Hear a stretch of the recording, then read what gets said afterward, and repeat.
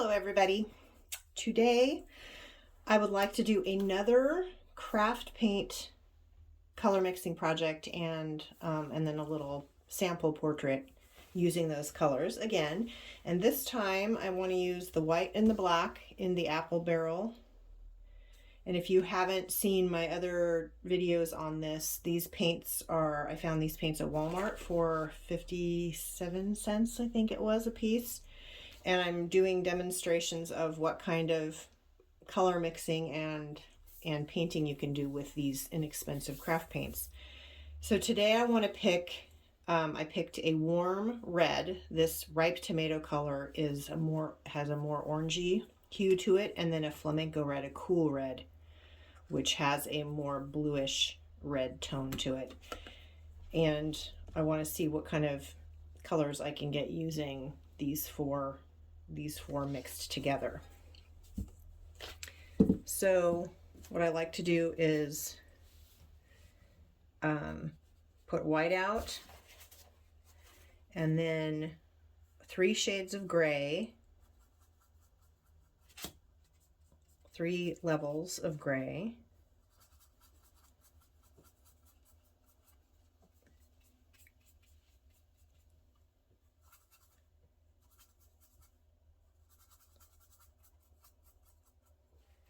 and then pure black at the end, at the edge. And then I like to put out each color by itself.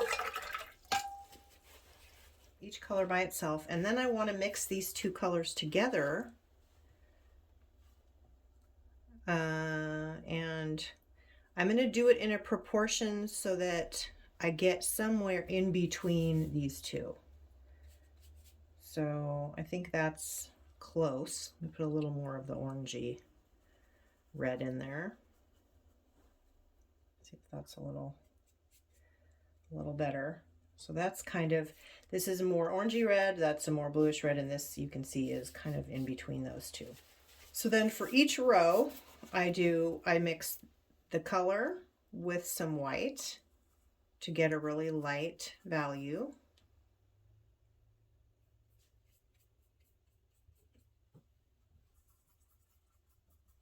Maybe even lighter than that. And then I put a teeny bit of black into that white mixture to get and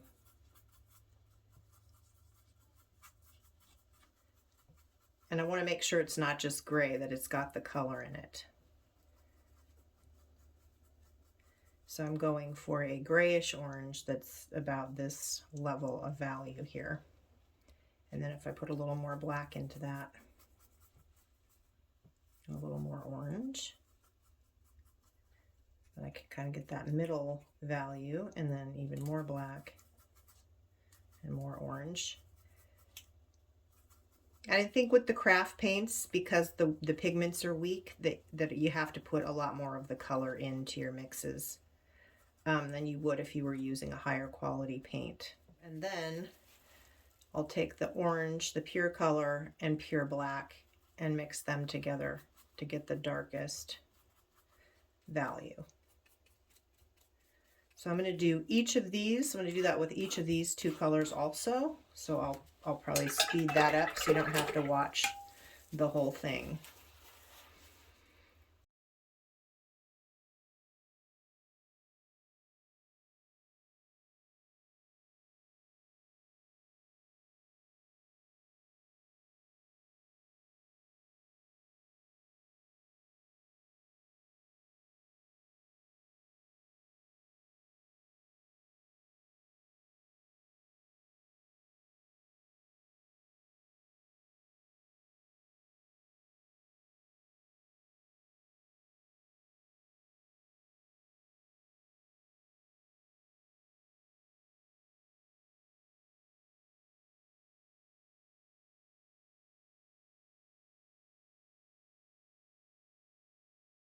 Okay, so I boo-booed and spilled a little there, so I had to move these down here. But this kind of shows the range of reds that you can get using a warm red and a cool red, and then blending them together and then mixing them with white, gray, and black. And you'll see that on this more cool red, the bluish red, that it turns kind of a purpley So the blue undertones are definitely coming out, and there might even be some blue undertones in that black that's creating these purples here. And then you get the more oranges with this orange red and with the blend. But it's an interesting mixture of colors. So we're going to go ahead and put this aside and use these colors to do another subconscious quick practice portrait. Okay, so this is a 4" by 5" piece of pressed cardboard that I again got from the back of a tablet, a watercolor tablet. And again, I'm going to use just these really inexpensive craft paint brushes, Artist Loft from Michaels, that I got years ago. And I've got a variety. I've got a flat, a couple round, and a few rounds in different sizes. And then to start, I'm going to use a charcoal pencil this time. And I have put 2 coats of gesso on here. And I did some research since I'm working on inexpensive materials that you can use for practicing painting. And obviously, inexpensive materials are going to be less durable and less light fast. So you know, you're not going to be probably selling portraits or selling paintings that you paint with craft paint. However, when you're practicing and you need to practice your skills and you need to do a lot of work to get your skills up to where you want them to be, then you need a lot of paint for that and supplies. And so if you can use less expensive supplies to practice your skills, then I can think that can be very helpful. At least it is for me.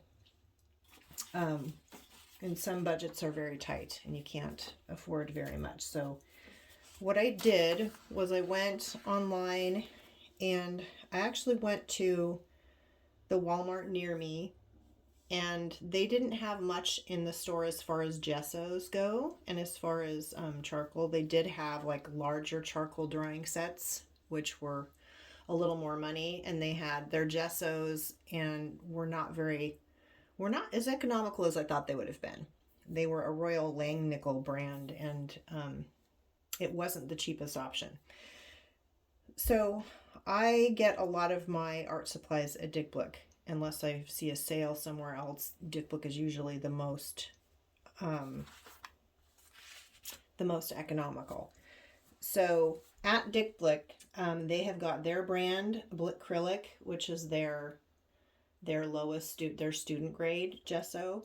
And right now, as of November 29th, 2022, you can get 16 ounces for $9.04. And comparable is the Liquitex Basics gesso. And I have used both of these, and they're very similar in as far as their coverage and how they cover. It's just with a cheaper gesso, you may have to put on, you know, maybe an extra coat if you want it to not be able to see through it at all.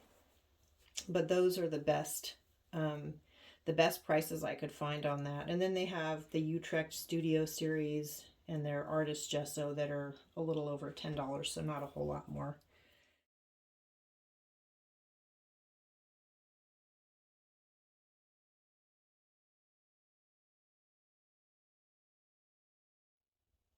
And then at Michael's, they've got Artist Loft gesso, $9.99 for 16 ounces, but as I have learned, I never pay full price at Michael's because their prices are too expensive unless you're using a coupon. I always use a coupon when I go there, so I would use a coupon and get that price knocked down. I saw it on sale for $6.99 over the holidays.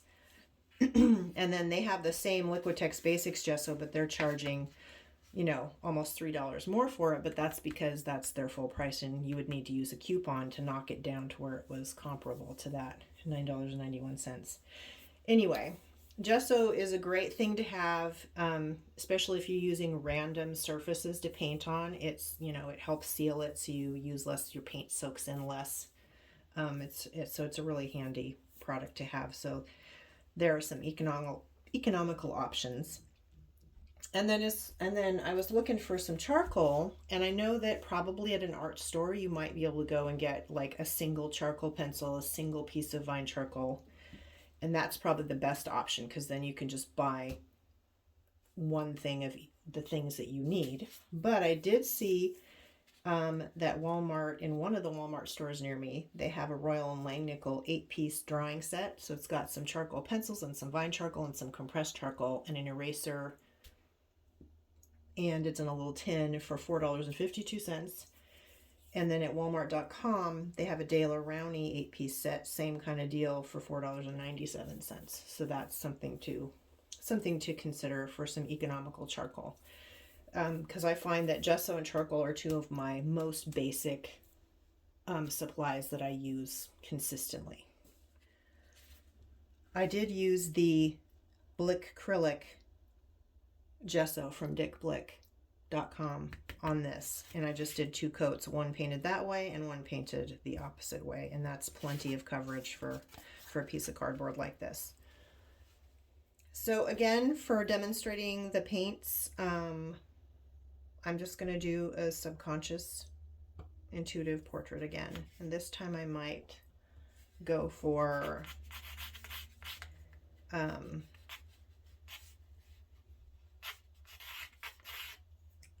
maybe more of a slanted face.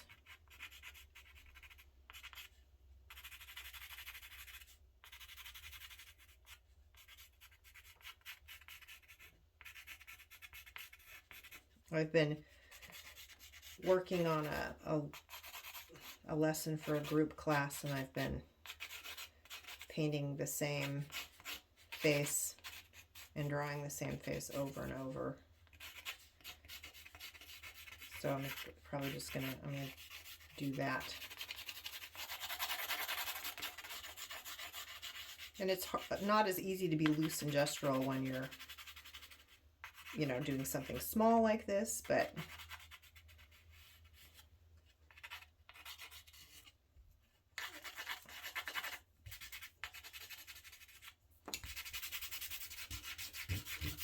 charcoal is easily smudgeable.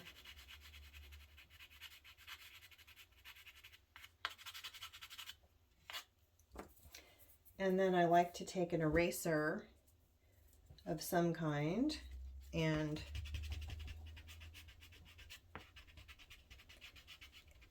take out put in some of the light bits, take some of the charcoal out.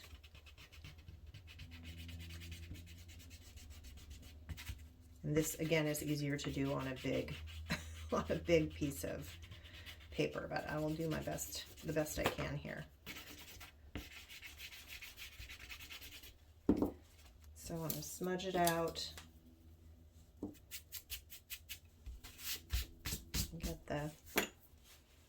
Because when you put the charcoal in and then you smudge it out and erase it, and then you go back in and do it again, it creates all these very subtle shadows and underlying marks.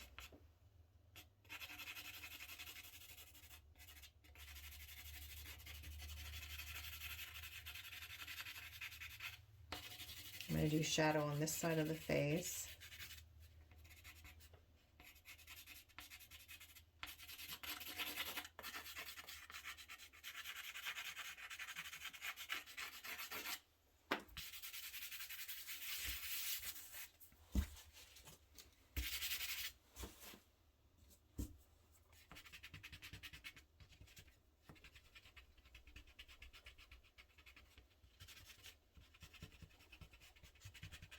And kind of just going off what I remember from that face that I've been working on.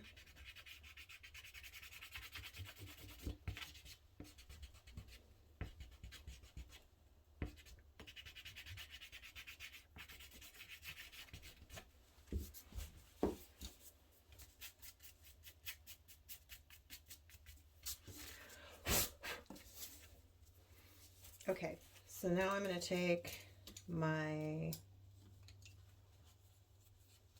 flat brush, and I'm going to mix a light value with the orangish color I want a little bit of black in it because I want it to be a little bit gray.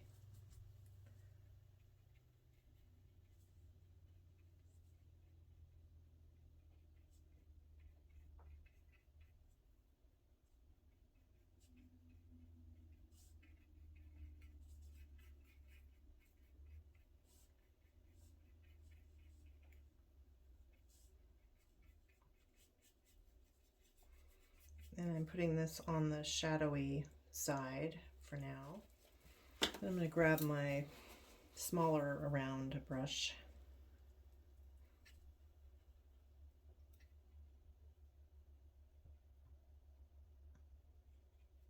and go into the lighter side of the face.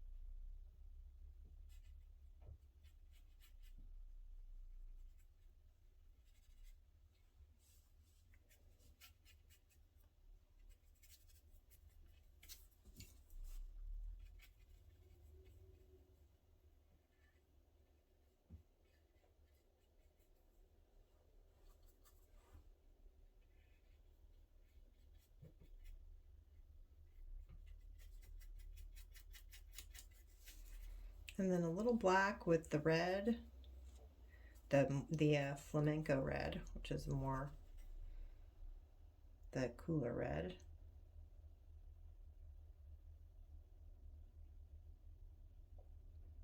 And come in here even more on the dark.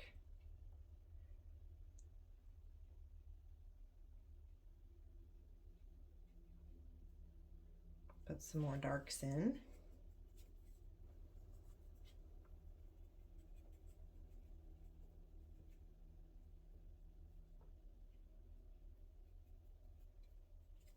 Remember, this is all about layering it up. A little bit more, a little bit lighter.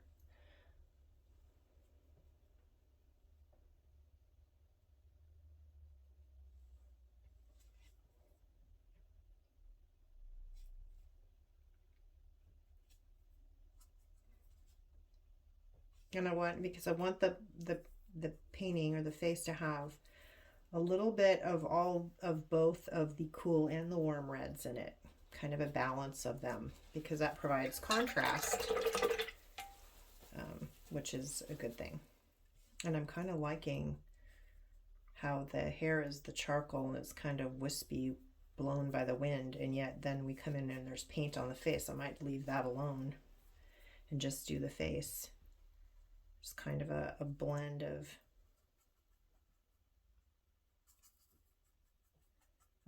two different types of materials.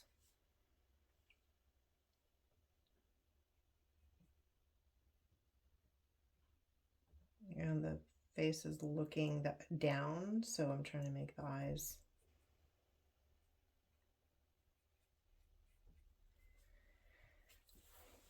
look like they're kind of closed a little bit.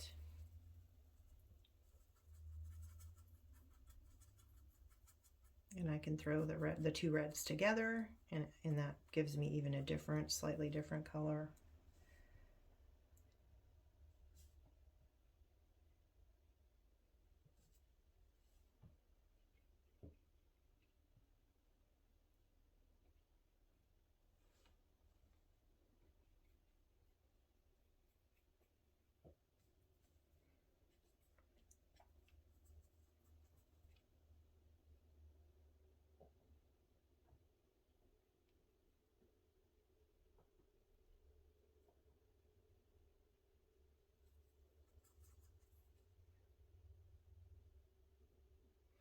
I will admit this style of craft brush is kind of a fake sable, I think. It's like a softer, and it's really bendy, so it can be a little bit tricky to put in.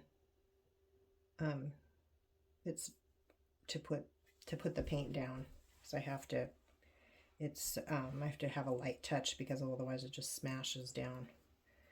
So, you know, there are different types of bristles in different craft brushes, and so you may find that you need a stiffer um, material.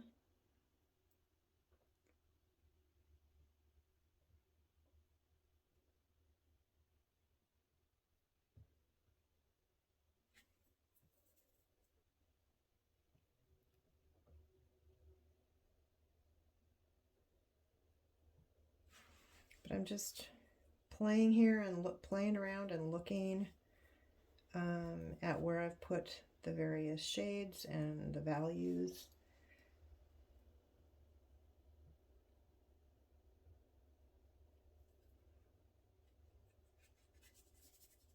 See, like I can't really scrumble paint with this because it's so soft, so I have to brush it on.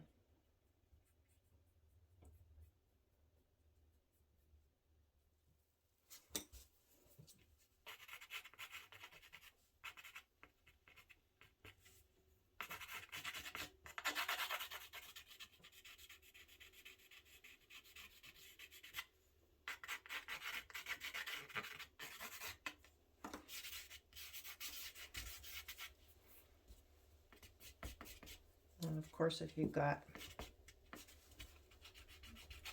you can take a regular pencil and which has a smaller eraser and use that too. I'm just being really coarse with this, not refined at all. So I'm, you know, if I chose a larger substrate for this, then I could,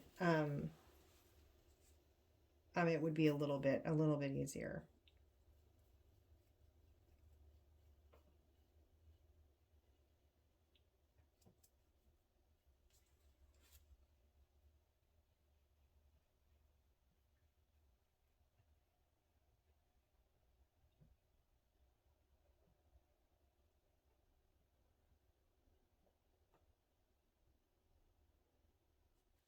So I just put on paint that was very wet, as you can see, and that created an interesting effect where the paint kind of puddled, and the way it's drying, it's kind of separating out to the edges, which is a kind of an interesting thing that I could keep in my memory banks for later to use to my advantage, use that kind of thing with these craft paints. So I need to let this dry for just a minute, so I'll be right back. Okay, so this is pretty much dry now, but it's created these cool kind of melty looking effects because it was so watery. So that's kind of fun. So back to it.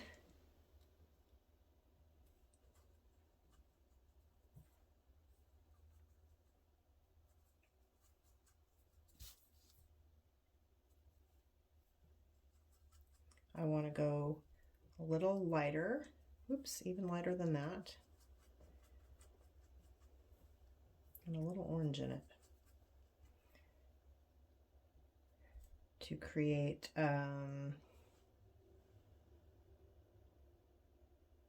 even lighter than that, I think, to kind of transition between this dark value and this light value over here.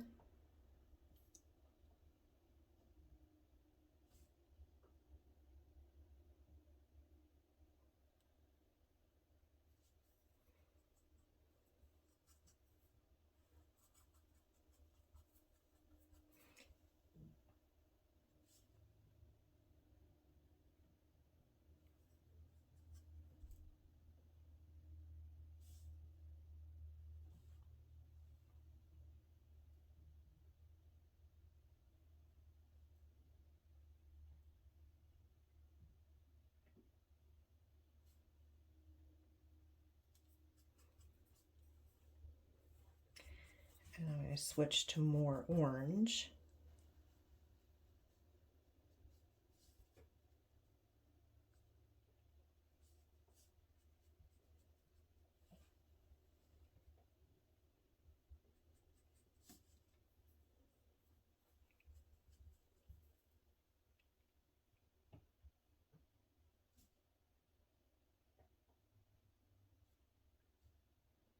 because I want to make sure I've got, like I said, I've got both the orangish one in there and the bluish red.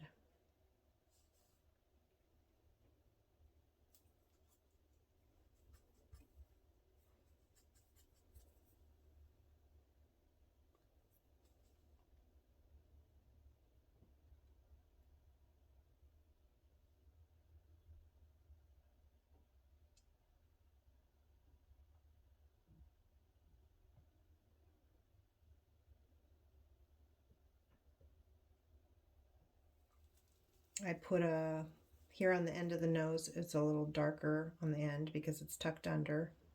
Oops. And then this is the light side of the face, so I'm putting the more light over here.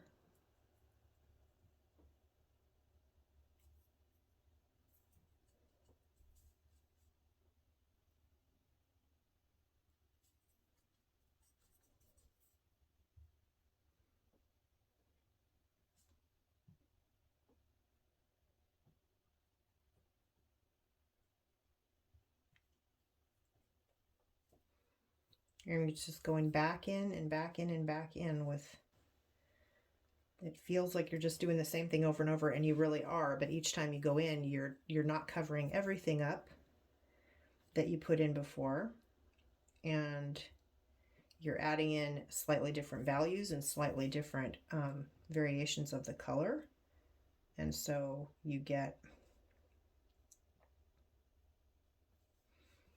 a little bit different of marks, and then that's what creates the variety and the depth and the interest within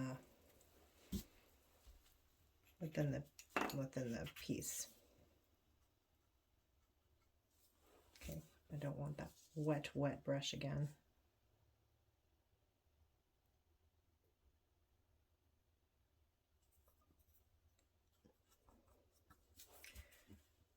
Oops, that's one thing, that sometimes the brushes will hold on to a lot of water, and so I really have to, especially these craft brushes, so I'll have to really press them with some cloth and get the water out.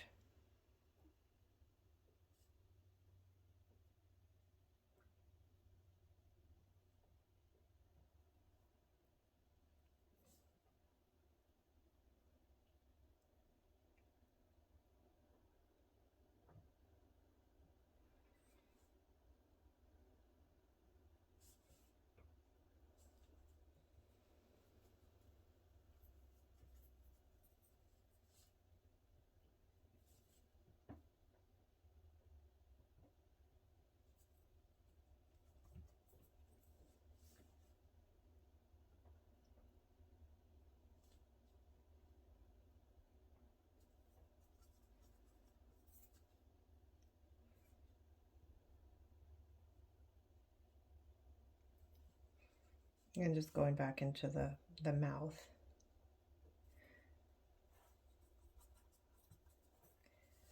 Putting more values and more colors in there.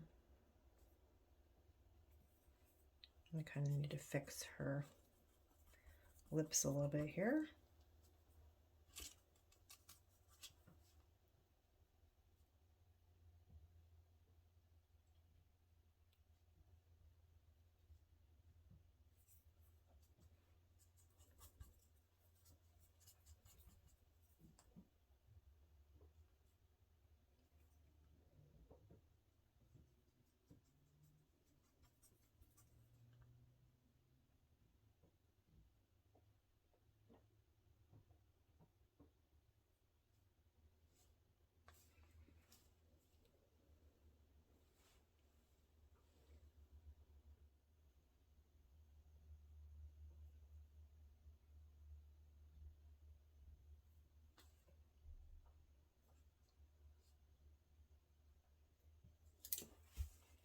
Okay, so now since this is just a quick demo portrait, I'm gonna go ahead and try and get in here and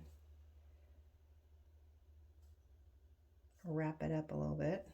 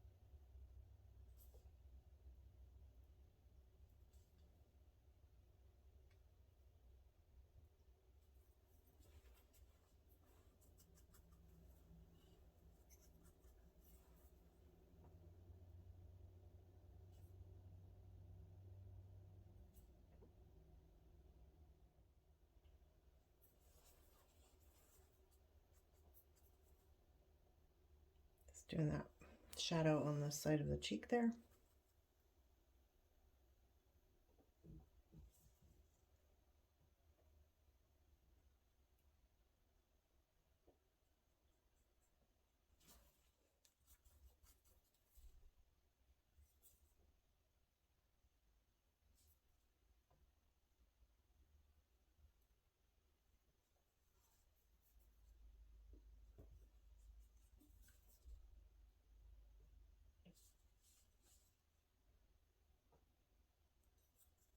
All right, I'm just about done. Except over here it's very orangey and it doesn't have a lot of the other red in it. So I'm gonna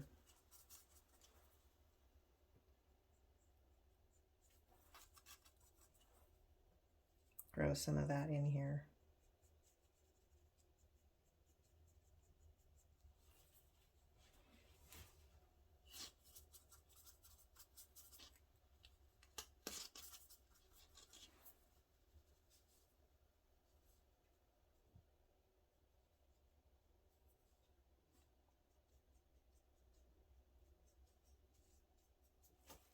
Maybe with a bigger brush.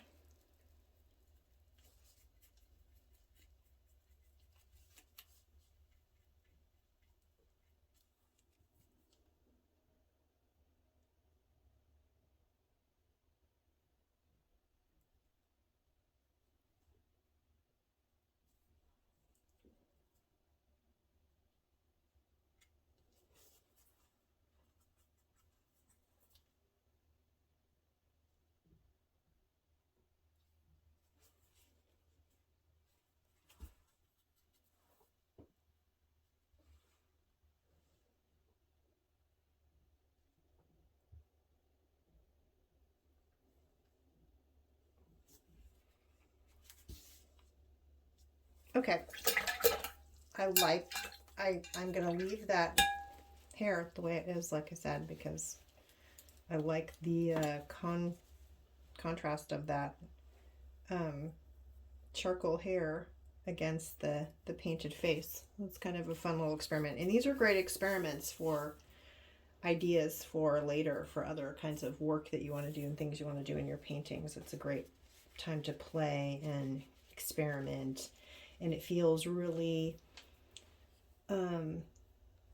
it doesn't feel pressure. I don't feel the pressure when I do these, because I'm using inexpensive paints. I'm using, you know, discarded cardboard. Just a few more touches here. I'm using I don't like that mark really.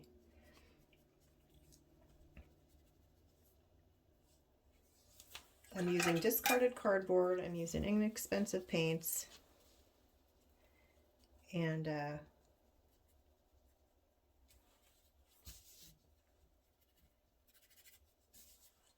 so I feel much more free to just play. Let's try adding the water on there again. You're much more free to just play and experiment. Ooh, looks kind of cool when I put the watery paint on and then dab it off, and then I can see what's underneath. That's kind of cool.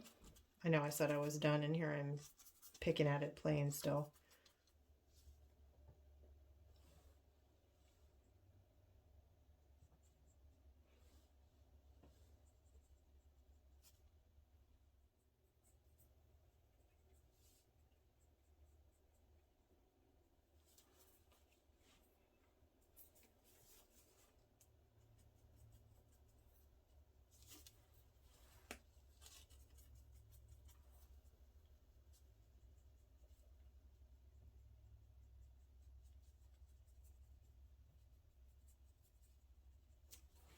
Okay, I'll stop playing now. Anyway, so I hope you'll give it a try. Just try playing. Use your inexpensive paints, some inexpensive board, and and just remember values, different values, layering, and put in a little bit of each of your different colors in different places so it kind of is balanced all together and you can see a little bit in everything. So I hope you got something out of this, and I will see you guys next time. Have a beautiful day.